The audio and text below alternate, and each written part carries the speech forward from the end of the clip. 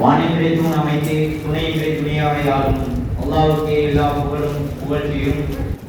1500 ஆண்டுகளுக்கு முன்பே மது ஓடையிலே நீராடி அதன் போதையிலே பல பெண்களின் கற்புகளை சூறையாடி பல ஏழைகளின் பொருட்களை களவாடி அதை தட்டி கேட்டு அவர்களை வெட்டி விடுவேன் என்றும்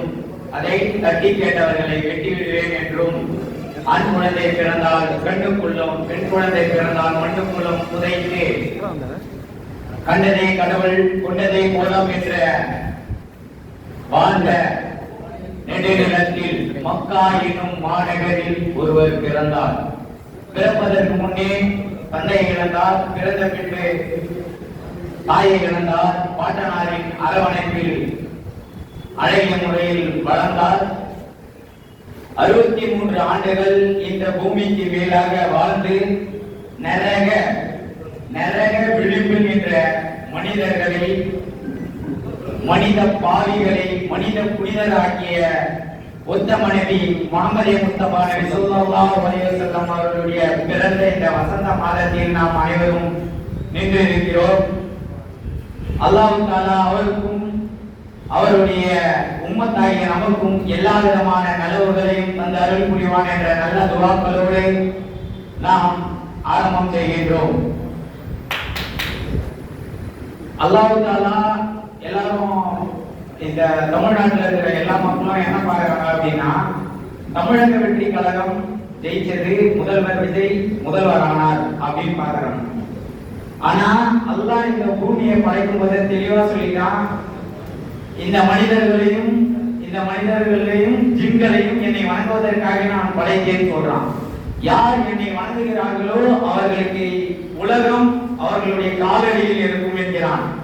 அதுபோல இந்த தாய் சபையின் பொறுமையின் காரணமாக இந்த தாய் சபையிலே இந்த ஒட்டுமொத்த தமிழகத்தின் முஸ்லிம்களின் நலனுக்காக இந்த தாய் சபையை ஒரு அமைச்சர் உருவாவதற்காக தமிழக வெற்றி கழகம் என்னும் ஒரு அதாவது விஜய் என்னும் ஒரு முதல்வரை உருவாக்கி ஒரு அமைச்சரை தந்திருக்கிறார். இந்த அமைச்சருக்காக தான் 108 பேர் செய்ய வைக்கிறாங்க. அது இந்த தாய் சபைக்கே தெரியாது. டிசைனர் போய் அல்ல, ஓகேவா? இந்த டிசைனர் போய் அல்ல, இது தாய் சபைக்கும் தெரியாது, யாருக்கும் தெரியாது. அது அவனுடைய பிளான். எல்லாரும் என்ன நினைச்சிருக்காங்க, விஜய் முதல்வராக ஆவதற்காக 108 பேர் ஜெயிக்க வச்சாங்க. கிடையாது. ஒரு சிறுபான்மையினர் இஸ்லாமிய சமுதாயத்தில் ஒரு இஸ்லாமியர் அமைச்சராக வேண்டும் என்பதற்காக அல்லாஹ் தஆலா விஜயை தேர்ந்தெடுத்தார். ஒரு காரணம், அவ்வளவுதான். நல்லா வலிக்கணும். நம்ம எல்லாரும் எதுக்காக வந்திருக்கோம் அப்படின்னா, அல்லாஹ்வை வணங்குவதற்காகவும் நபி ஸல்லல்லாஹு அலைஹி வஸல்லம் எதை செய்தார்களோ அதை செய்வதற்காக தான் வந்திருக்கோம்.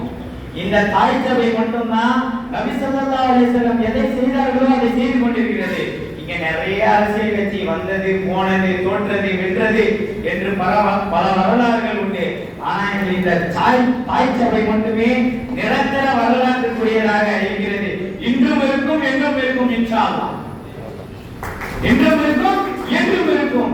இதனுடைய பொறுமை இங்க எல்லாரும் என்ன பார்த்து தமிழக வெற்றிகளை வந்து ஐயுஎம்எல் வந்தோடனே நிறைய பேர் கேட்ட கேள்வி என்னன்னா, ஐயுஎம்எல் இஸ்லாமியர்களுக்கு என்ன செய்தது? நிறைய செய்திருக்கிறது. எப்படி செய்தது என்றால், வலது கைக்கு கொடுக்கக்கூடிய விஷயம் இடது கைக்கு தெரியாதது போல் செய்தது. இந்த இந்தியன் யூனியன் முஸ்லிம் லீக் எல்லாரும் யார் மாதிரி அப்படின்னா, எல்லாம் மூத்தவர்கள், பெரியவர்கள், எல்லாரும் அபூபக்கர் ரலியல்லாஹு தஆலா அவர்களை போல் பொறுமை வாய்ந்தவர்கள். ஆனால் எல்லாரும் கேட்டாங்க, ஒரு அரசு ஆனதில்லை, ஒரு போராட்டம் நடத்தியதில்லை என்று எல்லாரும் கேட்டார்கள். எல்லாம் வந்து அபூபக்கர் ரலியல்லாஹு தஆலா மாதிரி பொறுமை. ஆனா இனி வரும் காலத்தில் உமர் ரலியல்லாஹு தஆலா அவர்களை போல இளைஞர்கள் வந்து கொண்டிருக்கிறார்கள். அலி ரலியல்லாஹு தஆலா அண்ணன் ஷேக் அண்ணன் அவர்கள் வந்திருக்கிறார். அது போல ஒவ்வொருவரும் வந்திருக்காங்க. இனி எல்லாமே நடக்கும்.